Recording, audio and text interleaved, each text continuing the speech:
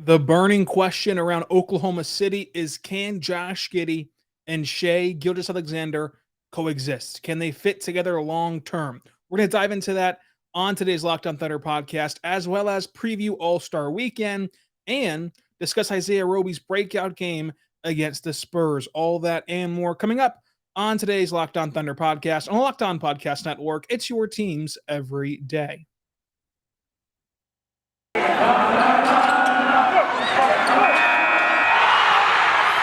You are Locked On Thunder, your daily Oklahoma City Thunder podcast. Part of the Locked On Podcast Network, your team every day.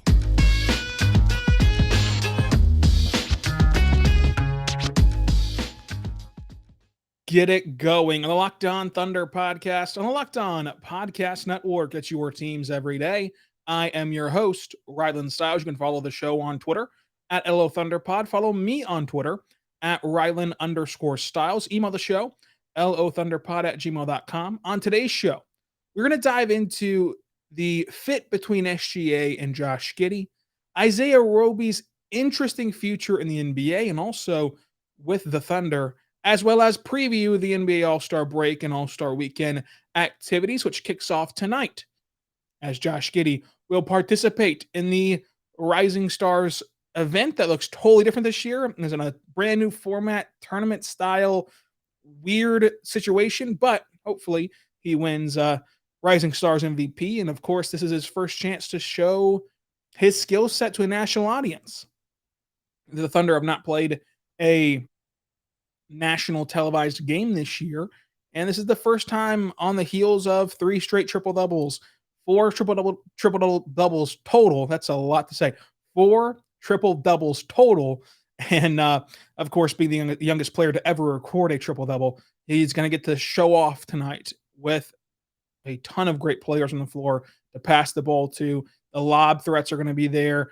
It's going to be a lot of fun. It'll be a lot of fun tonight to watch Josh Giddey play in the Rising Stars. And then tomorrow, he'll be in the skills competition. But I do want to thank you first for making Locked On Thunder your first listen every single morning, every single day. We're here for you talking Thunder basketball. Yesterday, the biggest episode in Locked On Thunder history, which is all thanks to you guys. All thanks to you guys wanting to check out the pod and hear about your team every day with Josh Giddey going for that 4th triple-double, 3rd total.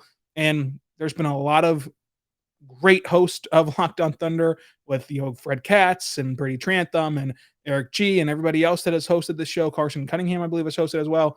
And for that to be, the biggest day ever, topping our last biggest day ever, which was whenever the Rockets and Thunder went to Game 7 in the bubble, which I was hosting then as well. It's just been awesome to see the reception of Locked On Thunder. I mean, we did 4,000 listens on YouTube yesterday alone in the first 24 hours. That was awesome. So keep subscribing for free. We're going to have free content for you every single day this week, every single day forever. So make sure you subscribe and hopping on board with Locked On Thunder. We're going to recap the Rising Stars game tonight. I'm not sure how long that podcast will be just because it's the Rising Stars game.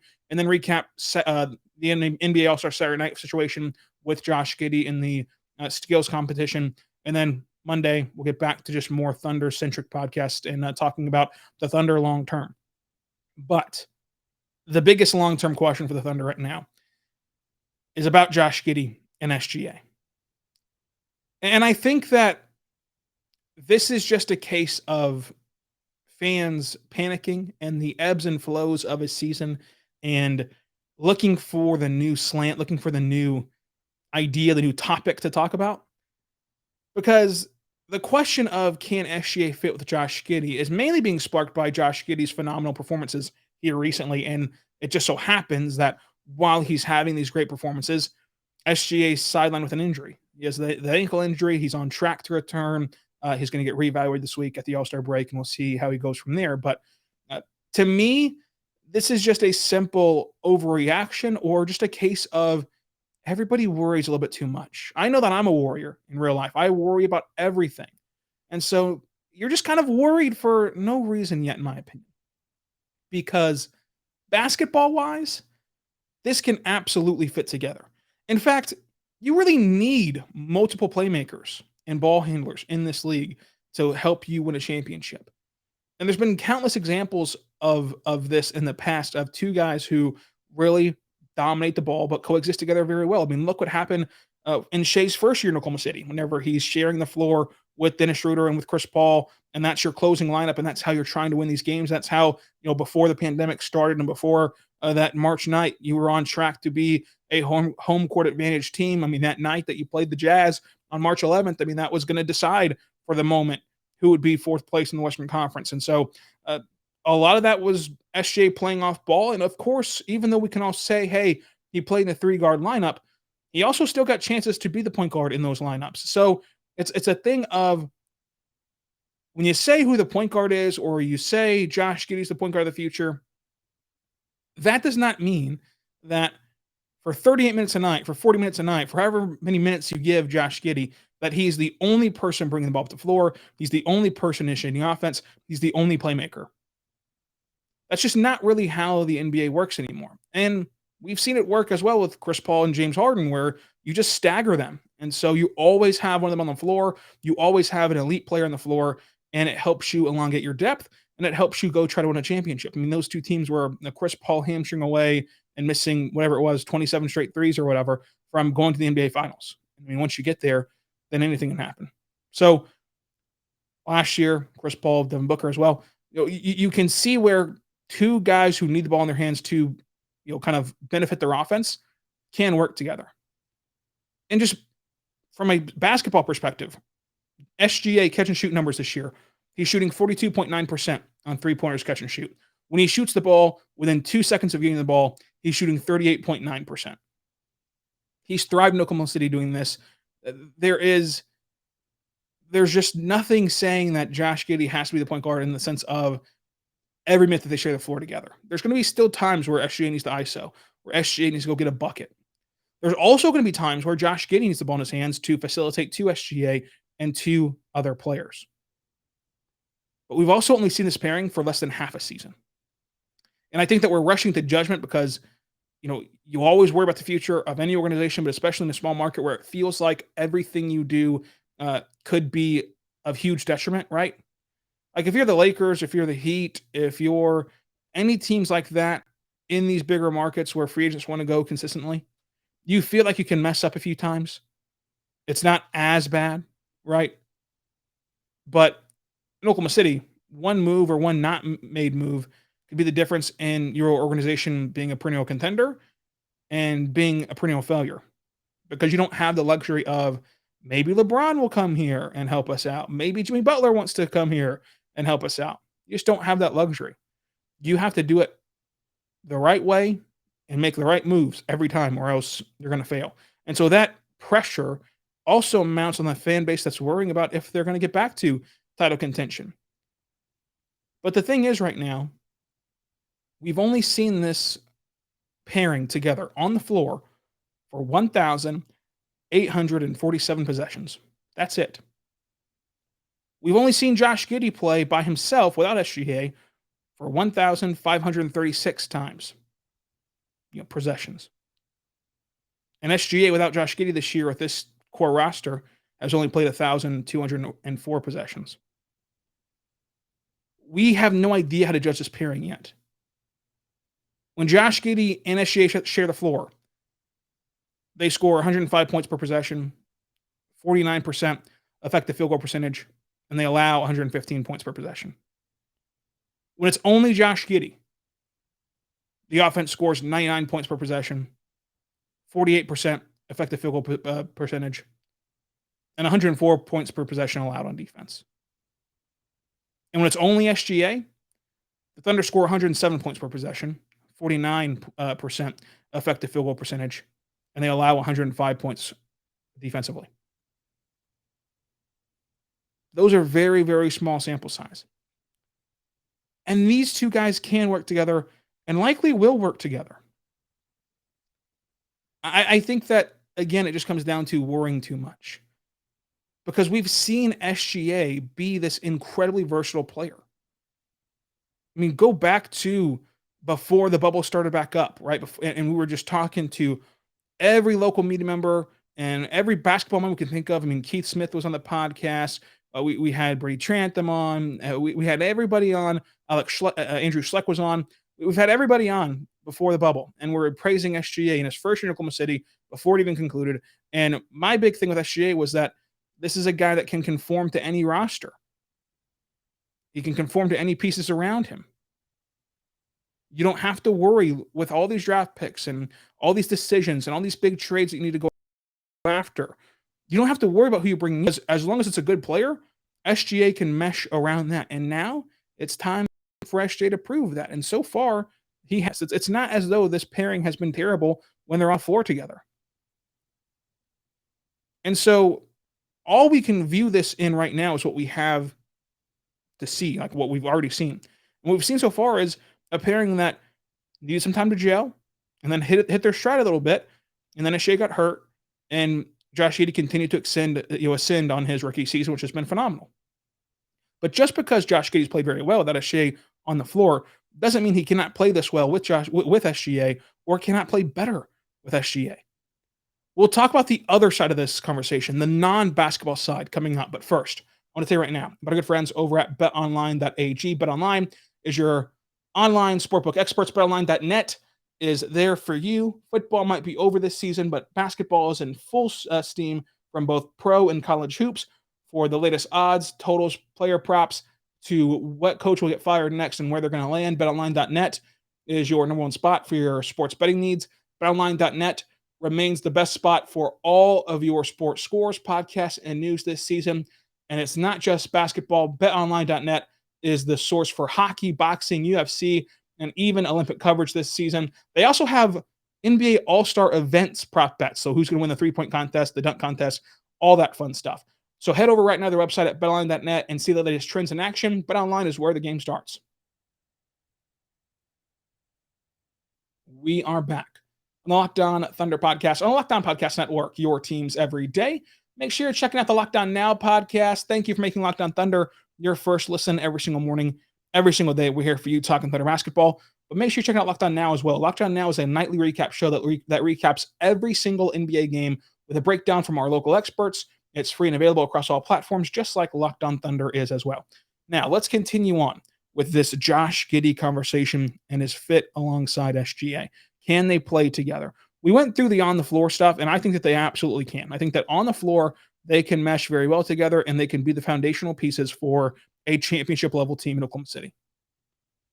But what about the non-basketball side? And this is the side that people have worried about the most on Twitter, on social media, because SGA has said publicly and privately he wants to be a point guard. He gave that GQ article before the year started saying he wants to be the best ever point guard. And you can't be the best ever point guard without playing point guard. But again, it goes back to what I said earlier, that we're starting to embark on an era of basketball where the positions don't really matter. Like, if SGA is announced as a shooting guard, he can still play within a point guard's role for 50% of the game.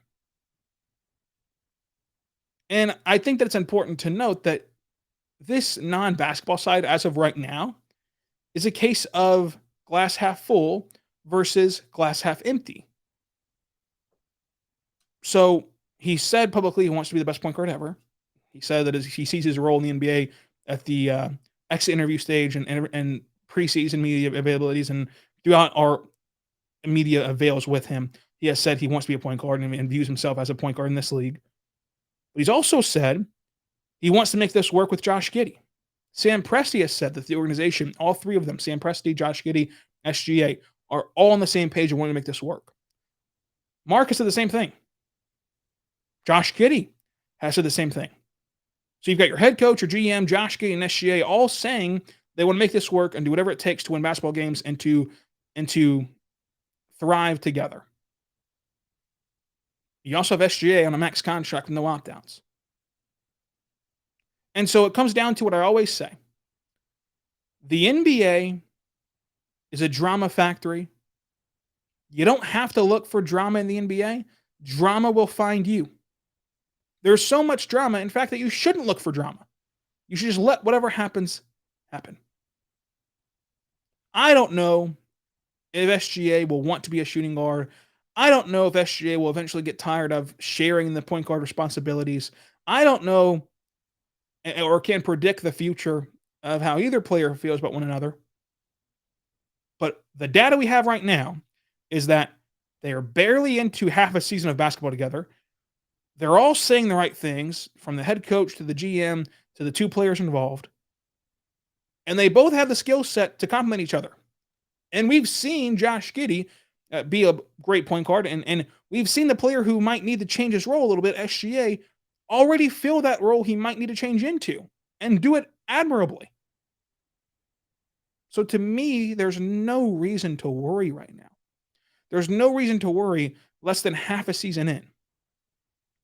When everybody's still in that honeymoon phase, everybody's still doing the right thing, everybody is still saying the right thing, and everybody's still trying. Because if this ever does get to a point where it needs to be this drama, theatric-filled event, we can cross that bridge when we get there. You don't need to preemptively strike.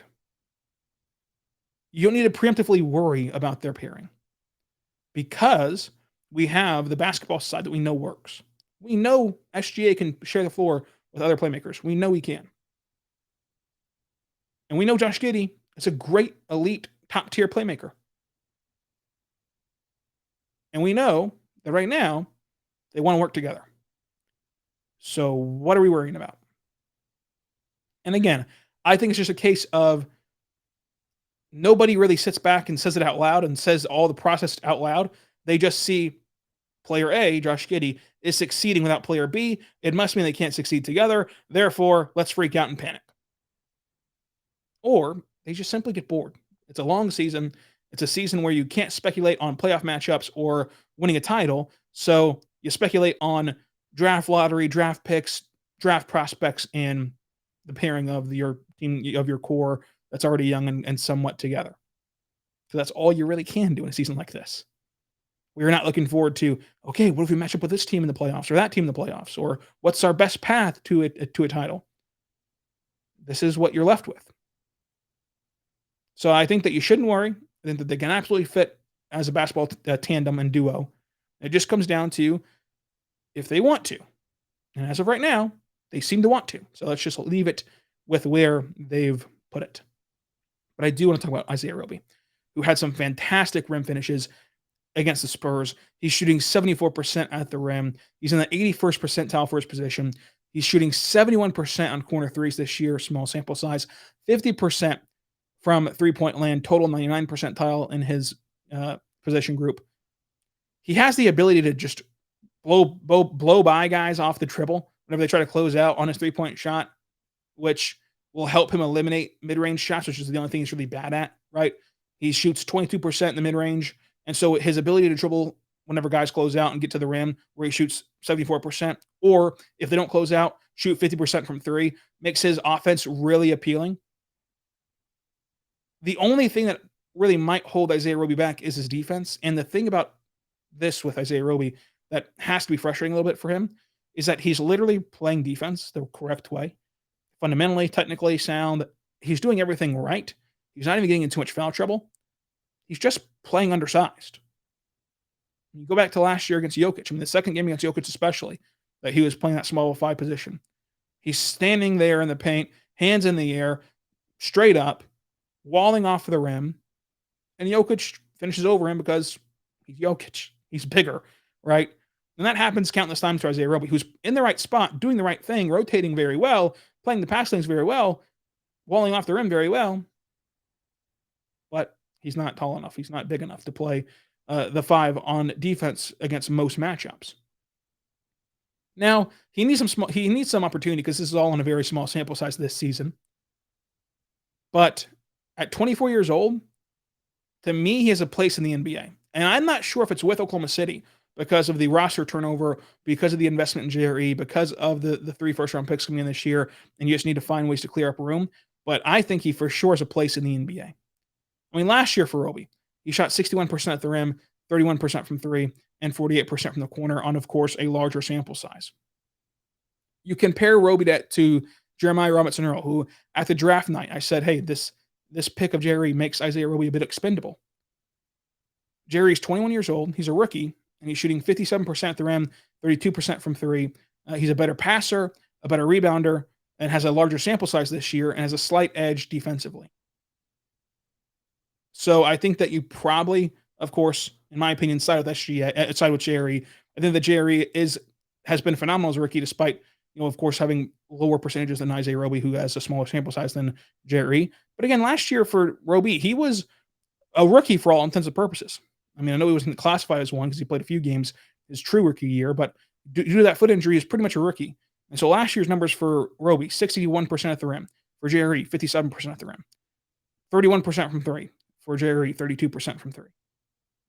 And again, better passer for Jerry, better rebounder for Jerry, and a more expansive role this year for Jerry. So I think that you still sided with Jerry over Isaiah Roby, but you do got to give credit to Isaiah Roby, who to me has earned a spot in the NBA long term, even if that's not in Bricktown, even if that's not with the Thunder.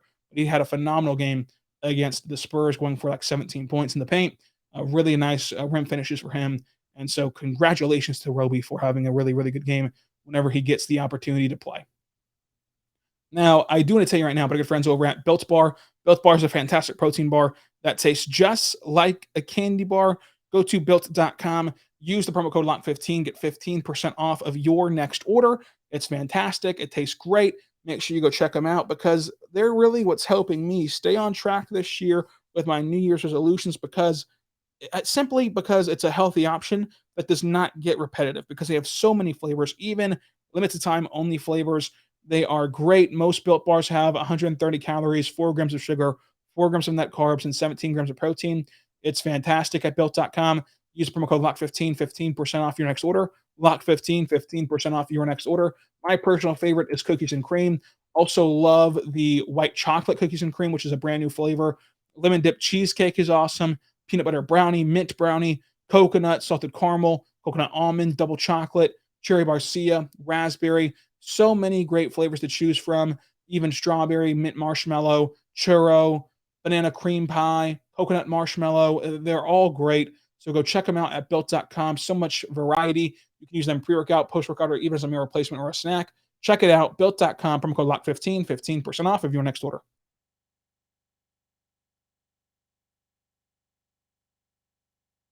We are back on the Locked On Thunder podcast, on the Locked On Podcast Network, your teams every day. Check out the Locked On Bets podcast, which is breaking down bets for you every single day, getting you winners for free.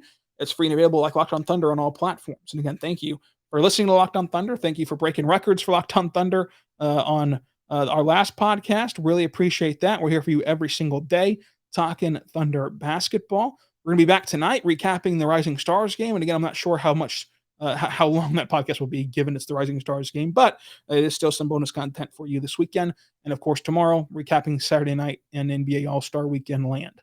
Now, let's continue talking about the Thunder, and let's shift into All-Star Weekend mode, which is personally my favorite All-Star event or All-Star kind of festivities in any professional sport is NBA All-Star Weekend.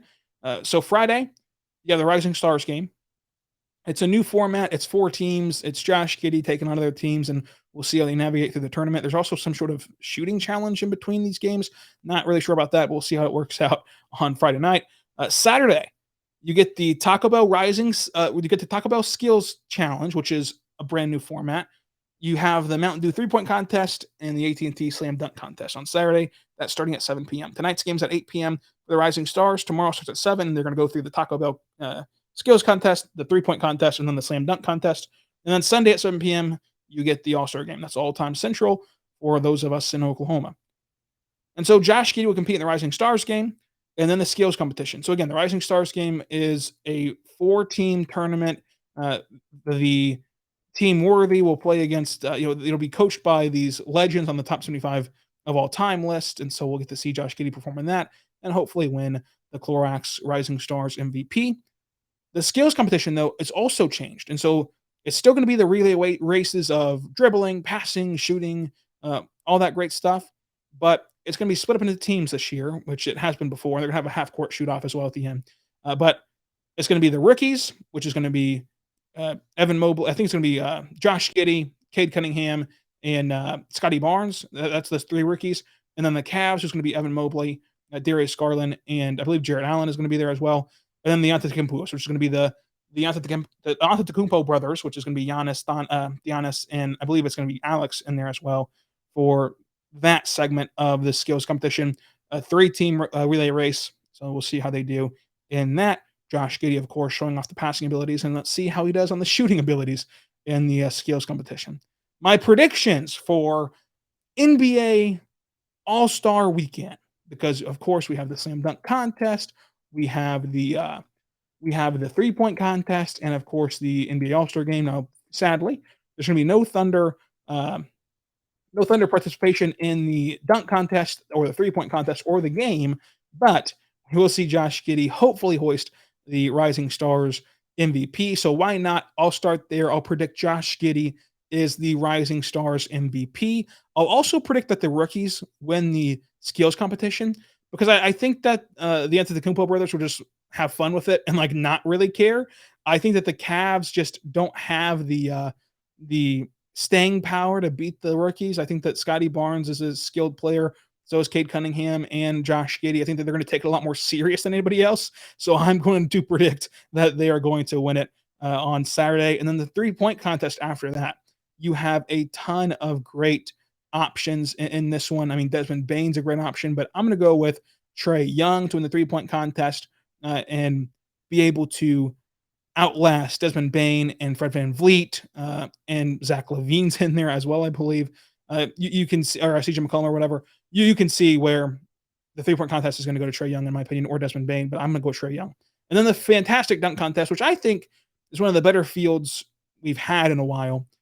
Of course, you do have Juan Toscano-Anderson, which is not a great option in my opinion, but Cole Anthony, Jalen Green, both great options for this event.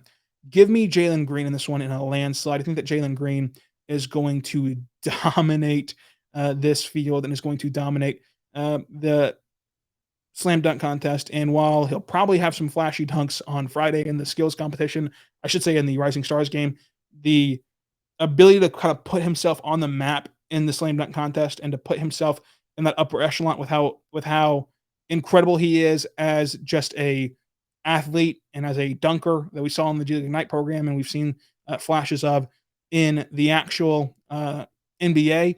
It puts it on another level for me to where I'm going to go with Jalen Green.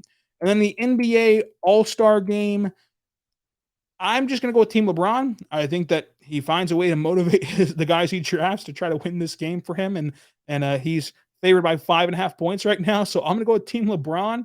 The MVP will be interesting. I think let's see who the actual favorite is for the MVP right now. It is actually Giannis, the favorite, and then LeBron, then Joel Embiid. I'm going to go with Ja Morant, because I think that Ja Morant, again, will just try to use this as a launching point for his career and really, really try hard. And we know that he can jump out of the gym. I'm going to go with Giannis. And then Obi Toppin as well as in the dunk contest. Obi Toppin, we've seen have his entire career predicated on dunks, so that's another great option for the field. But Jalen Green is the favorite, and I do go with Jalen Green there as well. And then in the skills challenge, it's the rookies that are the favorites, and I pick them as well. So make sure you go bet at betonline.net on the skills competition on the All-Star Weekend, and tune in for the post-game podcast after the Rising Stars game right here on Locked On Thunder. Follow me on Twitter at Rylan_Styles for live updates. And until tonight, be good and be good to one another.